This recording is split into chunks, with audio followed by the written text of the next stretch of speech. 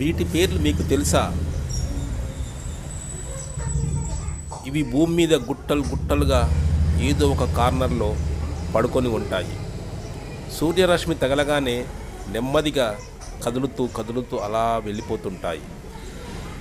ఈ కదలిక కూడా ఒకటి తర్వాత ఒకటి ఒకే లైన్లో ఒక క్రమ పద్ధతిలో ఎవరో చెప్పిన విధంగా, ఎవరో ట్రైనింగ్ ఇచ్చిన విధంగానే అవి అలా కదులుతూ కదులుతూ ముందుకు తన గమ్యం వైపు అలా వెళ్ళిపోతూనే ఉంటాయి.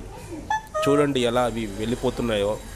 ఒక క్రమ పద్ధతిలో తమంతట తామే ఏమాత్రం కూడా చెల్లు చెదురు కాకుండా ఒక పద్ధతిలో అవి అలా భూమి మీద పాకుతూ ఒక ప్రదేశం నుండి ఇంకో ప్రదేశానికి వెళ్తున్నవి.